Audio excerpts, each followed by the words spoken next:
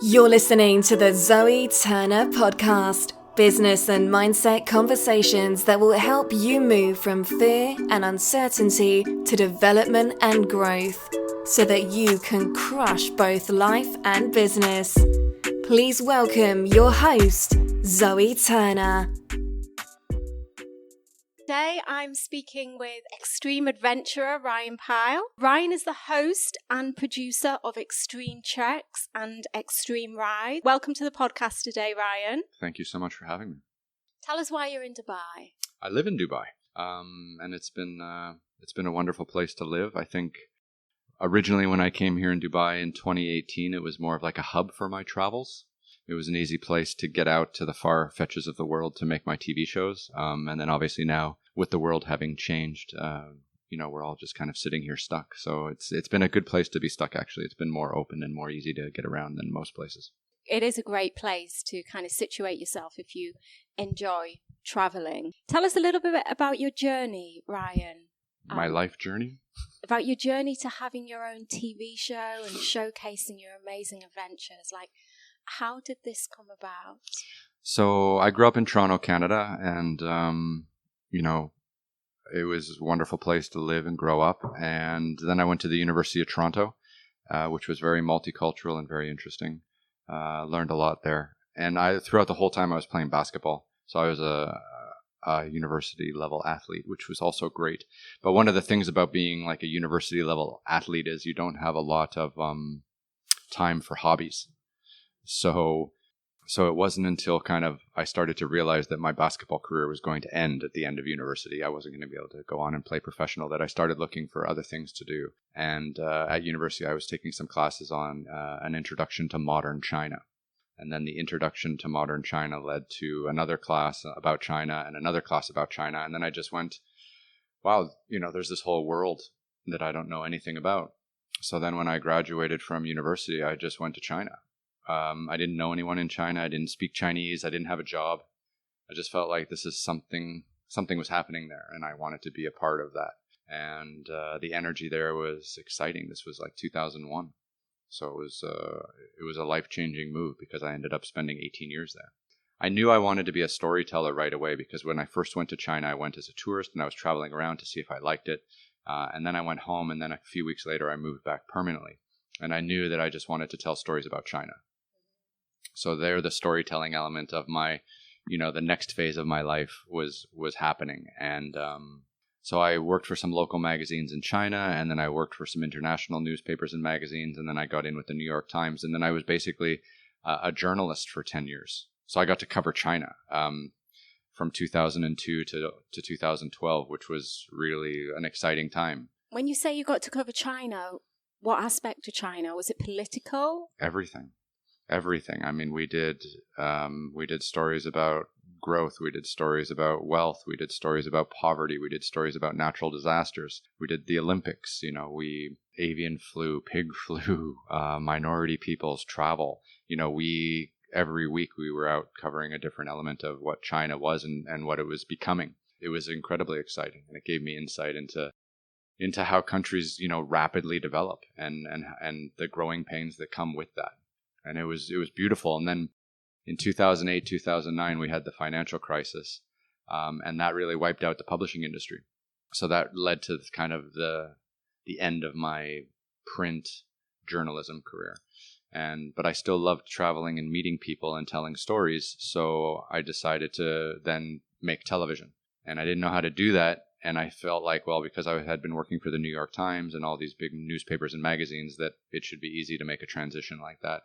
So I wrote all these, broadcasters and told them all these ideas I had for television shows, but no one wanted to work with me. It was too much of a risk, I guess. So I just went out and started making my own shows, hiring editors and cameramen to make it happen, and they sold. And then I just kind of created my own career. Created my own career out of that. Interesting. Yeah, I guess when you've got something tangible, been out and you've actually taken action and you've done it yourself, and you're like, right, I've got my own show. I guess it's just more than an idea then. Whereas before, when you were approaching people, It was kind of like an idea. Sure. I guess it's like all these entrepreneurs because they have all these wonderful ideas, but unless you take action and see how that would work. But I mean, God, hats off to you, because that's an incredible risk. And I know, God, I've only got a podcast, but even just like setting up the podcast, you know, in terms of like the production side of things, it is quite challenging. How many people do you need out there? So typically, you know, in order to produce a show, would you just need yourself and the cameraman? Would that do? Yeah. So I've been in a really fortunate position. In the early stages of my career, no one wanted to work with me. So I ended up having to do a lot of things by myself. And that taught me how to produce a show, direct a show, and host a show. And then also manage the post-production and then sell the show afterwards. Still running that same model. And what it allows me to do is insulate myself from the pressures of the industry and dealing with a lot of people that you don't need to deal with. And it's wonderful. It was wonderful before COVID. When we go out into the field to make an episode of Extreme Treks, for example, it's just myself and 2 cameramen. So I'm producing and directing, and then they're shooting. And they've been with me so long that they also know how to direct me and how to tell me how to get things that we need and things like that. So, you know, I've been working with my camera guys, one of them for 5 years now and the other for more than 10. So the relationship was very strong and the work was amazing. Award-winning. That was great, and we were a very, very small crew, and we got to see a lot of the world. That must actually be a perfect job for these cameramen. It was. Did they have a love of climbing? Climbing, trekking, being outdoors, sleeping in tents, being offline, no digital distraction, connecting with nature, learning about local culture, learning about the world. It was an education. You've been to some incredible places. What would you say was the most memorable? They're all amazing in their own way, and I get to choose the locations, and I get to choose the treks, and I get to choose the episodes. So every single one of them is really special. It's like, you know, it's like telling someone which one of your children you love most. It's impossible. With regards to just pure natural physical challenge, climbing Aconcagua in Argentina, which is the 7,000 meter peak, the highest in South America, highest outside of Asia. That's definitely was a special episode, and the fact that myself and Chad and Jesse, my 2 cameramen, we all made it up together safely, filmed an entire episode, was incredible. But then, you know, we also did a 120-kilometer trek through the rainforests of Papua New Guinea on the Kokoda Trail, and that was less altitude, but even in some ways more physically challenging because the rainforest was intense. The story there was beautiful because we were retracing the footsteps of Australian and Japanese soldiers who fought along the Kokoda Trail in World War II. I watched 3 of them. Okay. And I did watch the I'm trying to pronounce it, and I've got it written down. Aconcagua one. What I really liked, the guide there looked absolutely awesome. Max. I mean, he looked fresh as a daisy actually at the top, but he's obviously done problem. it. Yeah. More than 30 times. Yeah, that many times. I loved it that he was so encouraging and that he was like, people don't know how strong they are until you actually tell them. And that's what we need to hear when we're in those situations and because you said you were about to throw in the towel, and many times it crossed through your mind. Like, what does go through your mind when you're going through those really challenging, you know, when you're going through the most challenging parts of a trek? Like, what type of things go through your mind? I think it's all mental, first of all. Like, the physical elements of climbing and trekking are really, really basic. You know, if you can run for 30 minutes without stopping on a treadmill at a low rate, you can climb, you know, most of the non-technical mountains in the world. Technical being not needing like an ice axe and crampons and ropes, right? Like most of the big mountains around the world, you can just walk up. And Aconcagua is the same. You can just walk up it. It's very dangerous in places. You need a guide. The weather is very challenging. You need someone to help you navigate these dangers. But if the weather is good, you can just walk up. But in saying that, the days are long. The altitude is serious. The natural conditions can kill you. You know, when you're walking and you're feeling a bit rough and you're wondering if you've got to throw in the towel, I just start to break down everything into micro victories, like 10 steps at a time, 100 steps at a time. I just start counting it out, really basic. And I really just try to clear my head and focus on the task at the moment. And that helps me do that, because if you start thinking about tomorrow or the next day or what you did yesterday or we're not getting this filming done or whatever, all this just leads to distraction. I think that just makes you weaker. So I just really, if you're really struggling and you're really feeling bad, I just focus on the next 10 steps. So how do you navigate the filming? Doing these treks in itself is a challenge, especially when you're getting towards the summit, but having to produce and having to film and having to get the content for your own show when you feel like death. Yeah. Like, how do you manage to do all of this? Surely that must be quite challenging for you. Yeah, I think we have to just remember why we're there, and we're there to, number one, be safe and make sure we can come home, and then number two, we're there to tell a story. Sometimes I'll be feeling terrible, but then I'll just look around and be like, oh, this is pretty. And then one of my camera guys will go up ahead. And actually starting and stopping is really difficult. So, you'll stop at like 6,800 meters above sea level or something like that to catch your breath. And then one of your camera guys will walk through, and he's also moving very slowly, and he's also really struggling. And then he'll set up a camera, and then you'll just walk slowly past him, to get that shot to show just how high you are and how amazing it is. But yeah, when you're a storyteller, you're always looking, for the next great shot or the next place to do something to help convey to the audience where you are and how hard it is. So no matter how miserable you feel, you're always still kind of engaged in that storytelling process. Do you have any specific mind hacks or techniques, like when you're feeling really low and challenged, that you do when you're climbing to kind of change your state? I think there's two things that I think about a lot. It's that whenever I'm suffering in a moment, I remember how hard I had to fight to get the privilege of being in that moment. People watch extreme treks and they think it's fun that we get to travel all around the world. But, it took us 7 or 8 years to get that show off the ground, of people saying no. And, now that it was a success and we had the chance to travel around, like, that was a privilege, and we had to really fight for that.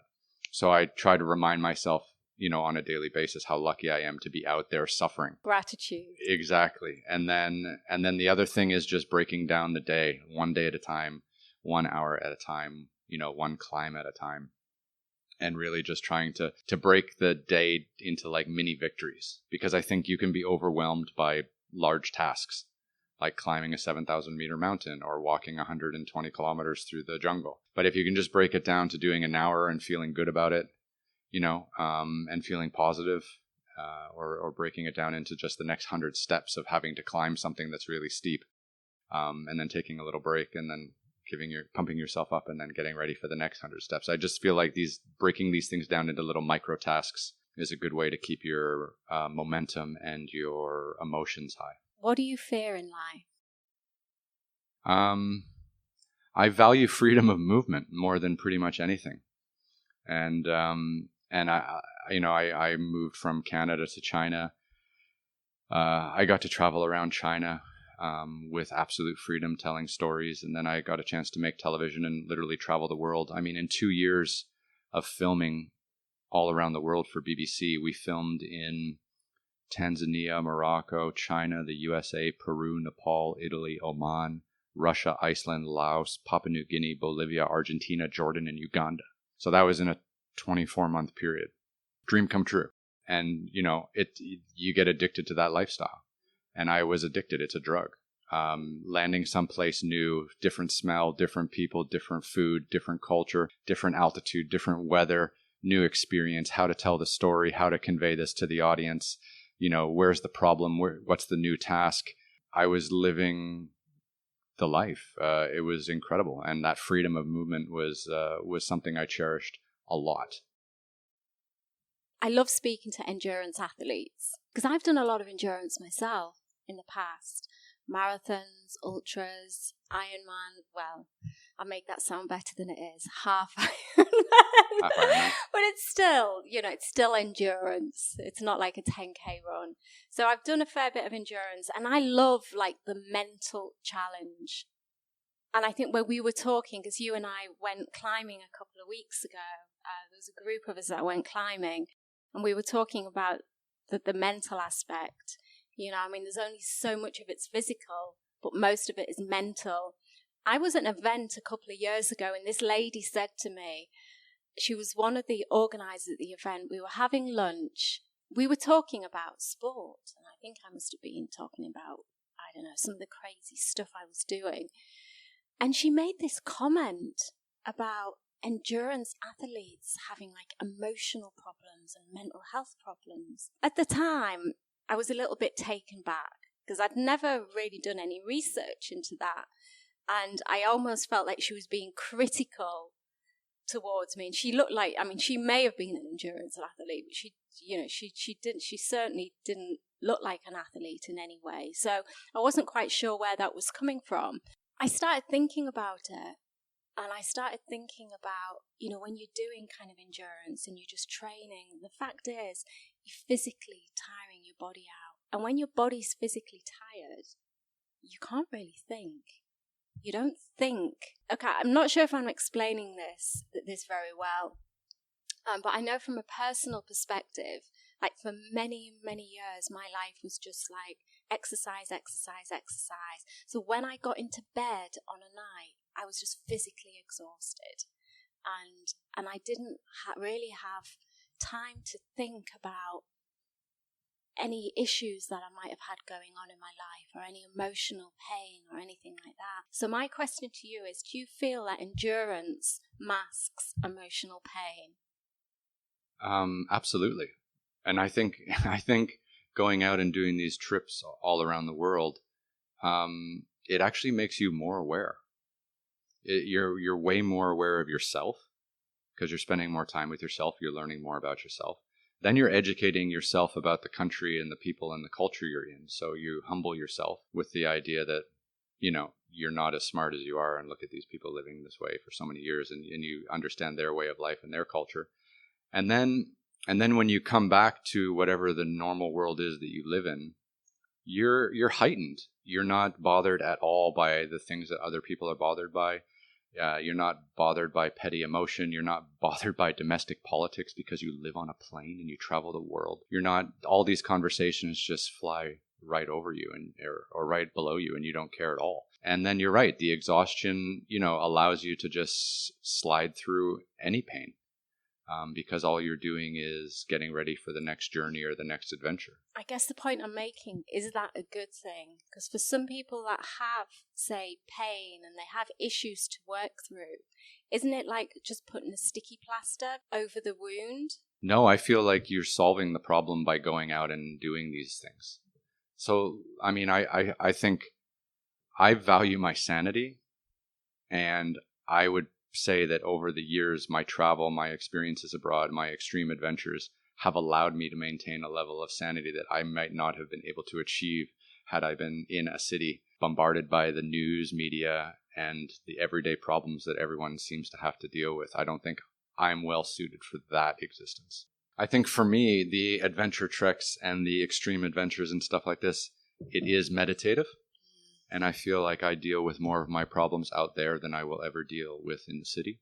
And I feel like spending 10 hours a day for 10 days walking through a desert is the most reflective time that I could ever imagine, where I can actually think about who I am, what I want in my life, and who I want my relationships to be with. And then I come out of that journey with an action plan that I can put into place. And then I go on to the next journey. And then I do the same thing. And I believe that time that I allow myself out in nature, disconnected, away from the world, allows me to be much more self-aware than anyone that I've met who, is in a city bouncing around from thing to thing, from friend to friend, from family to family, never giving themselves a chance to really understand who they are or what they want. Meanwhile, I get 2 weeks living in a tent by myself where that's all I do. And I feel like my self-awareness is heightened, and it's more than running away from things. It's giving yourself a chance to really dig in an undisturbed environment. What plans have you got for the future in terms of what treks would you like to organize? What's on the horizon? Is there anything that you haven't done that you would love to do? So you're catching me at probably the lowest point in my career, mentally, emotionally, physically, and professionally. So COVID-19 has obviously completely destroyed my industry and my career thus far. And whether it comes back or not, I have no idea. And whether it comes back or not in the same way it was in 2019, is up to anyone's guess. So I don't even think about treks that I want to do or countries that I want to film in because I can't leave Dubai. And when you talk to broadcast partners or corporate sponsors or tourism bureaus, the people who fund my TV shows, they're in the same boat. They don't know when people are going to be able to travel safely again. They don't know when they're going to be able to fund film crews like mine to come in and do stories. Last year was amazing because in January and February 2020, I was setting up a bunch of deals for Extreme Trek Season 4, and we had the funding in place. And I was planning to do a whole bunch of series in Saudi Arabia because they were opening up, and that was very exciting. And then in February, I filmed in Myanmar, a great episode, in the Chin Hills. Now they're going through some tough times. And then in March, I filmed in Ethiopia. So on March 13th, I flew to Ethiopia 2 days after the WHO declared the COVID-19 was a global viral pandemic. And I had been sitting around watching the news for weeks, full of anxiety, full of fear. And I was like, I'm done with letting the news manipulate me. I need to get out and live in a tent. So I went to Ethiopia because Africa seemed open and relatively unburdened by what was going on in Italy and China. And then eventually the rest of Europe and whatnot. And then, so on March 13th, I flew to Ethiopia. You know, within a few days, I was up in the mountains, Simien Mountains on the border with South Sudan. And I was going to do a 9 or 10 day trek, sleeping in a tent, no people, just me and my guide, Daoud, and my cameraman, Chad. And then on I think it was like March 17th, Italy closed. March 19th, the UAE closed. And then I was stuck in Ethiopia. And that was kind of a game-changing moment. I couldn't get back to Dubai, which is where my home is. And then I ended up in Istanbul for 4 months under lockdown. And then I tried to film a little bit last summer in Europe, which was actually pretty successful. And then got back here to Dubai. And actually 2021 looks worse for travel than 2020. Because 2020, people thought that this would be over in the summer and everything would be back to normal. And then the winter's been terrible. And now everyone's much more cautious. And travel is global travel, the way we had done it previously, is going to be severely restricted for maybe years to come. I do know a few groups that have been out on treks. Is it different when you're filming? There must be something you can do in these challenging circumstances. There must be somewhere you can go. There's one-offs. There's one-offs. You know, like the Maldives or Seychelles are open. You know, Tanzania is open. Kenya, I think, is also open. It won't take you long to trek around the Maldives island. You know, but if you think about where we are with Extreme Treks, we were given a mandate to make 8 episodes a year. We were given a mandate to film on 5 continents. We were given a mandate to make a global television show. Sneaking into Europe and doing 8 episodes of Extreme Treks doesn't count. So there is a bar that we definitely want to make sure we can reach. And until we can get back to that level, you know, there's not really any point in trying. And doing 1 here and 1 there this year and then doing another year, 1 here, 1 there, you know, it doesn't really work unless we can plan them and do all 8 kind of 2 weeks on, 2 weeks off, because that allows us all to make enough money to get through the year. And I'm talking about my freelance cameramen who only get paid when they work. Talking about my freelance editors that only get paid when there's content to produce. At the moment, that whole infrastructure of my production company is falling apart because we're not filming. There's no content coming through the company. There's no revenues coming from our broadcast partners or our tourism bureaus. So this idea of maybe just doing 1 episode here and 1 episode there is not really fair to the guys. And I'm basically now telling them that, you know, we pretty much have to start looking for other work because there's maybe a 50-50 chance we might not film for the rest of this year because it'll just be too difficult. If the world was open and everything was back to normal, where would you go? I would start planning. Yeah, I would want to go to Saudi Arabia. I would want to go to Colombia. That was one we had planned for 2020. I would want to go to Karsten's Pyramid in Indonesia. I would want to go back to China again. There's a lot of great trekking in China, maybe in Tibet, which is where we started our show in 2013 now. Wow, it's been 8 years.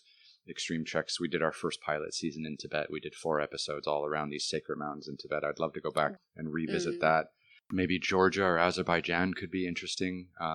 Maybe something in the Nordics, northern Norway, maybe Finland, something kind of really remote. That would be a lot of fun. And then Africa is incredible because it's just such a diverse mix of countries and cultures. You know, Namibia, the Skeleton Coast. I mean, South Africa. We had a trek we were going to do through Kruger National Park. We had all these kinds of things planned. You know, they're still on on the list and circling around in my head, but it's not for 2021. And then the question is it going to be for 2022 or 2023? Or should I find another line of work? That's where I am at the moment. Let's talk about something more positive. More positive. Tell us about your time in Istanbul. Yeah. You alluded when we were climbing that it was a beautiful place. It was. So I was in Ethiopia filming in the Simien Mountains, and then on March 19th, the UAE closed their borders to residents, although passport holders and local Emiratis were allowed to come back. So I'm a resident of the UAE, so I was not allowed to come back. So on March 19th, I was sitting on the top of a mountain in Ethiopia, homeless. That was terrifying. So at that moment, we cut filming because we always thought we'd be able to come back to Dubai. That's the only reason we went to Ethiopia. We're like, the world will crumble. We'll be on the top of a mountain. It'll be lovely. And then we'll just go home when it's okay. It's like 4 hours away. It's only, 3.5 hour flight. Like we always thought we'd be able to come back to Dubai. And then Dubai closed. So we called a driver. We hiked 8 hours directly to the nearest road. And then we drove straight back to Addis Ababa. And the whole time we were driving back, we didn't know where we could fly to. Like you can imagine, we're just constantly scrambling on our phones, like which countries are open, like where can we go? My cameraman Chad, he has a home in Bali, which is where he stays in between production, but he's from Canada like I am, and he wanted to try to go back to Bali because that's where all this stuff is. But Indonesia closed their borders, and he ended up, and he's also a resident of Dubai too because he spends a lot of time here with me. And he couldn't come back to Dubai, so he ended up having to go back to Canada and live with his family, under lockdown, which had its own challenges. And for me, I didn't want to go back to Canada, and I couldn't come back to Dubai.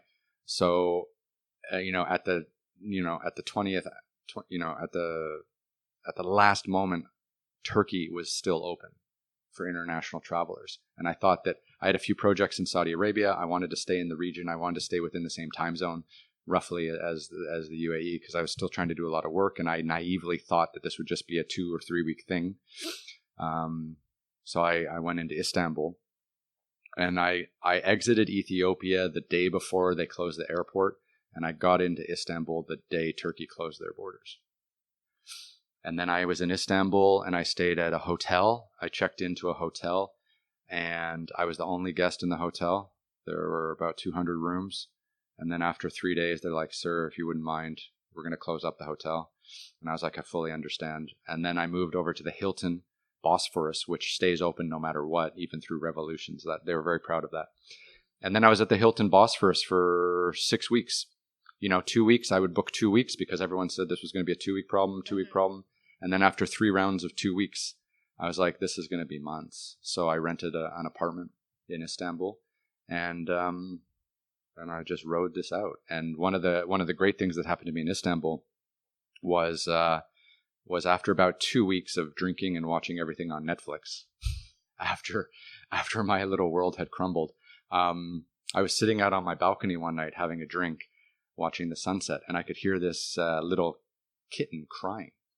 And it was the worst noise in the world. It wasn't like meow meow. It was like help, help. It was awful. And so I went down and I found this little kitten, and he was in a box, and he was like only 5 or 6 days old. So I brought him back up to the hotel, and I cleaned him off, and I didn't have any cat food, and he was too young, obviously, to eat solid food. So I was giving him like coffee creamer, which is actually very fattening. I Google searched it. It's like if you're in a real bind, coffee creamer is okay for little kittens. So I gave him some of that and managed to like get him through the night. And then the next day I went to a veterinary clinic and got him a little syringe so I could feed him like milk and formula. And then I figured out how to do all that. And then saving this little cat's life became my like whole world for months. And after I got him through like the first week, the doctor said he'd probably be okay. The vet said he'd probably be okay. And so I named the cat Whiskey, and I found him at the Hilton in Istanbul. And then he was great to have with me for company. And then on July 15th, I managed to get out of Istanbul. So Istanbul was pretty amazing to be in. It's a great city, amazing people, but obviously it was on lockdown. So it was a shadow of its former self. I mean, there were days where I would go to the grocery store and the streets were empty. No one was driving. No one was going out. It was like a ghost town. And I guess that's been the challenging during lockdown, those people that are on their own. I mean, you and your cat, it sounds like Whiskey was a wonderful company for you, and maybe she saved you in a way. She made it so much, he made it so much more bearable for you. 100%. It was the same with me during lockdown. I had some friends who were stuck in South Africa. I looked after their cat, Frankie, for about 3 months. Oh my gosh. Yeah. I'm not even a cat person, but when I left, I was in tears. In absolute tears, honestly. I mean, I love animals, but looking after that cat really kind of made me see, because we'd never had cats at home. Sure. So it really made me see just what beautiful creatures they really are. Mm. And I've since rescued a cat from the streets. Very good.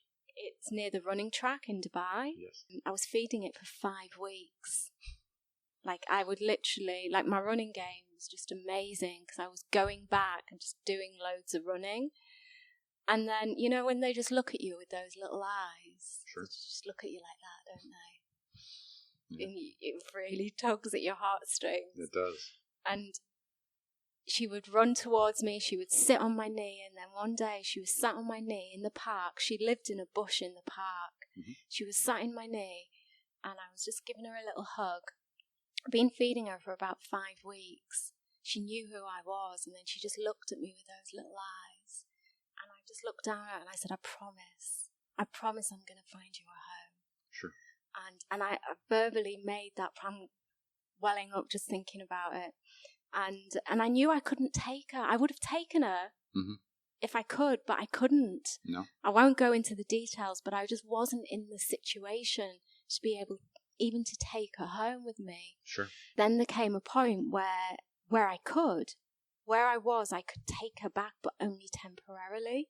And I took her and I found her a family within 2 days. But it consumed my life.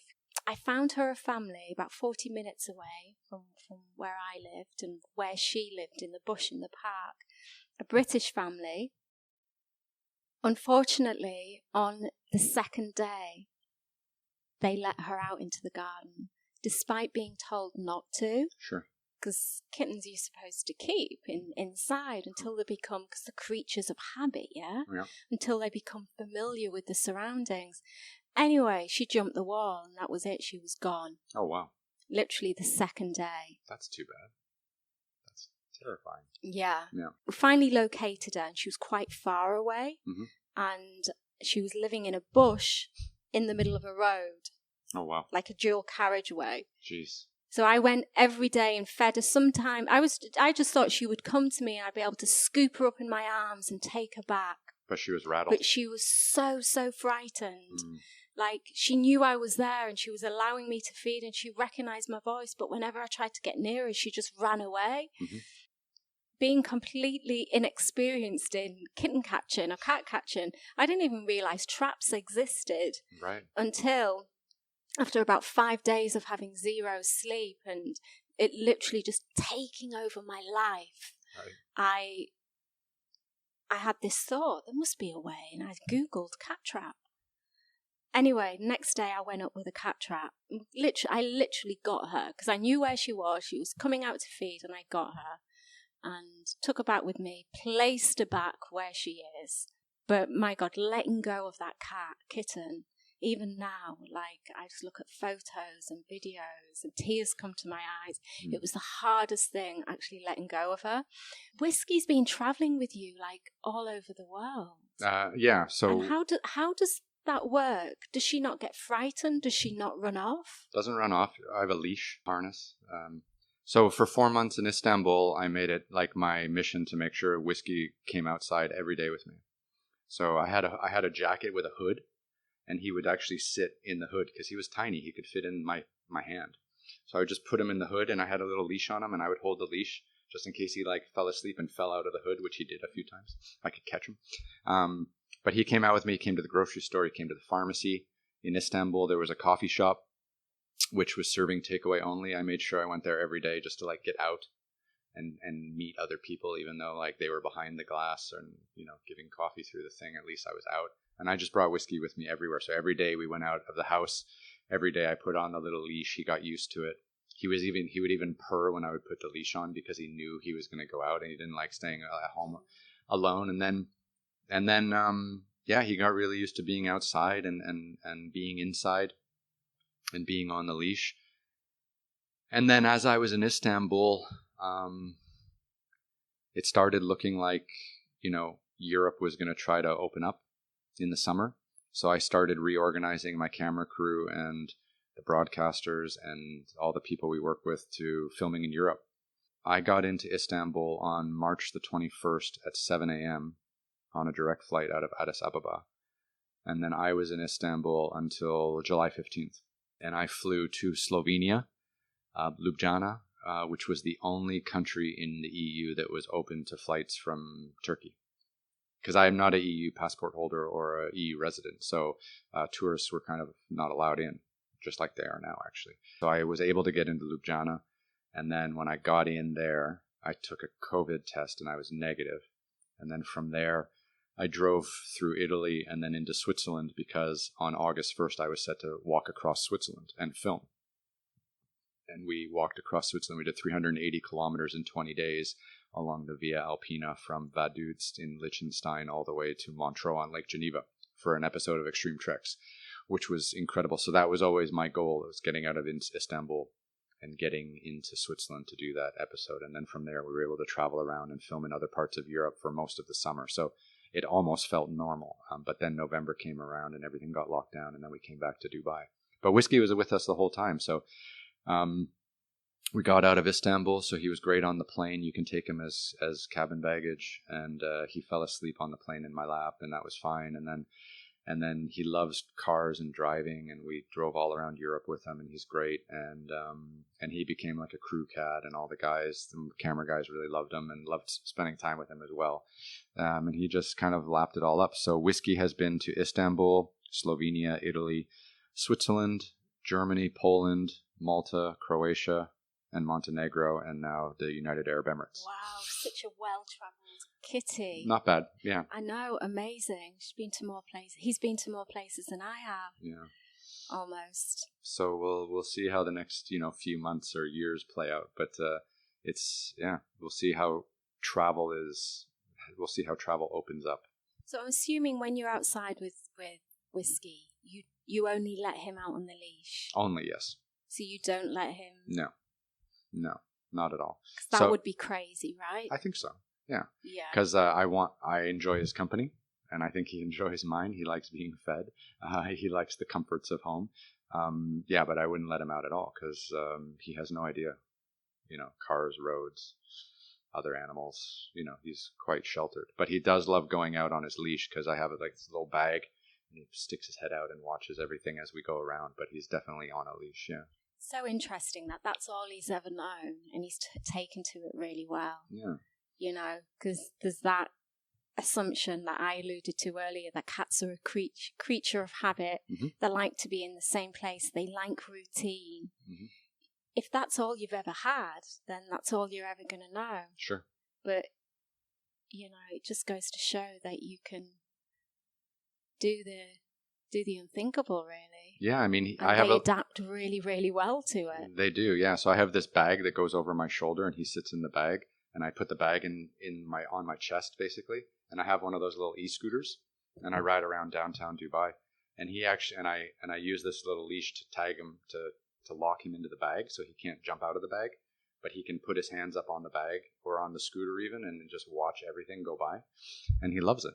And yeah, he seems really happy. So I take him to Starbucks from time to time, and he seems pretty. And I bet he gets a lot of attention. He does get a lot of attention. Is that why you take him out with you? No, I love it because he's a nicer cat. He's a nicer cat when you take him out. He's more relaxed in the evening, and he definitely appreciates it. Yeah, something to do in the evening. Do you ever question your why? Why you do everything that you do? With regards to the television shows?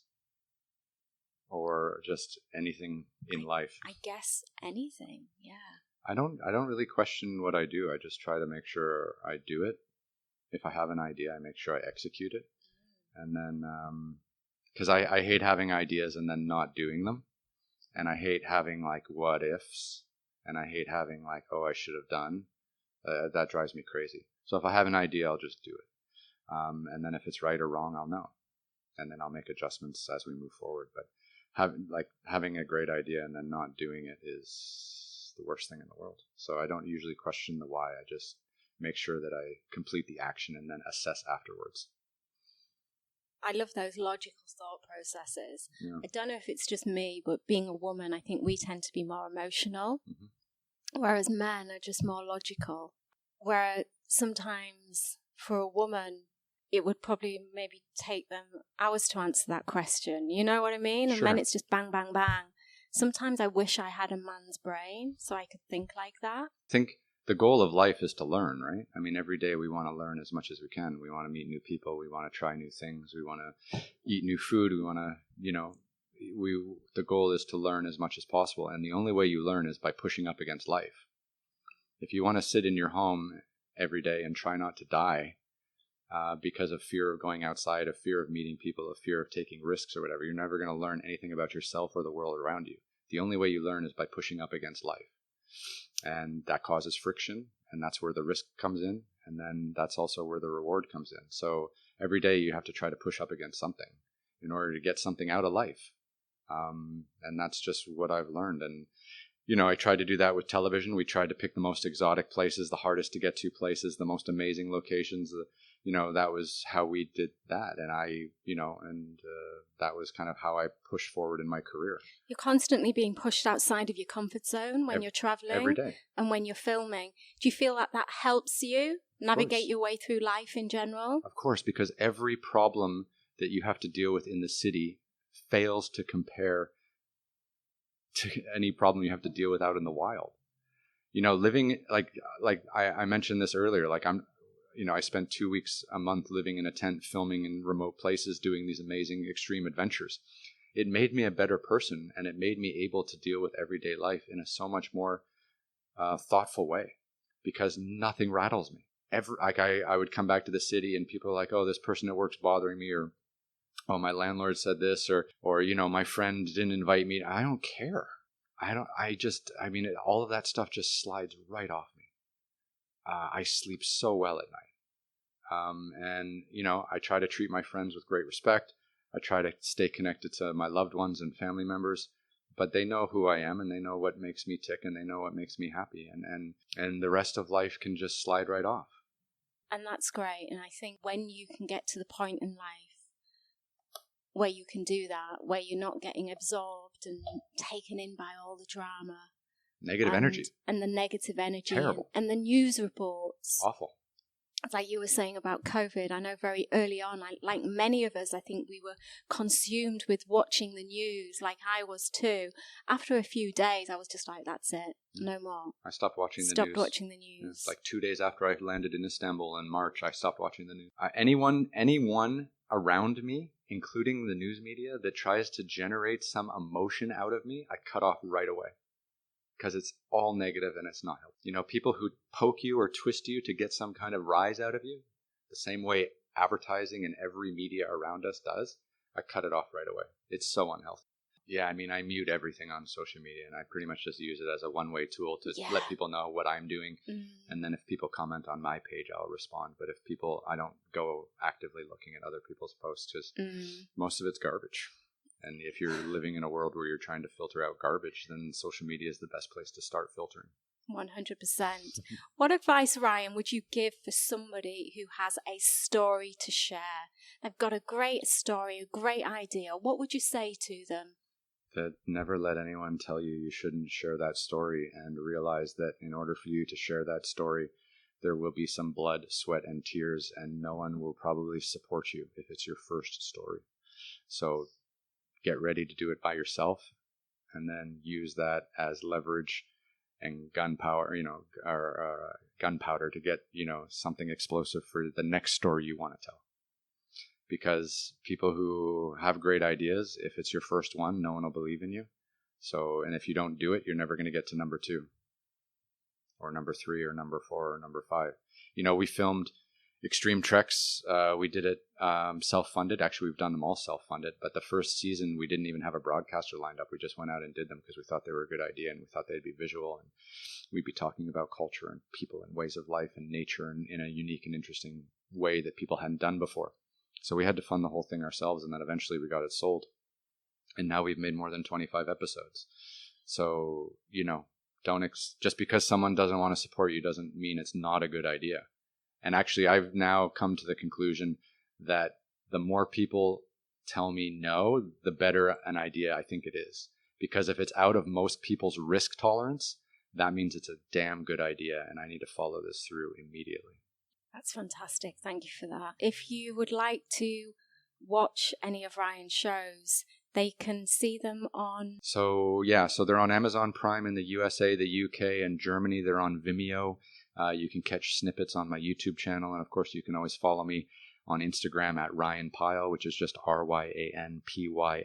And my website is www.ryanpyle.com. And I watched them on Vimeo the other day.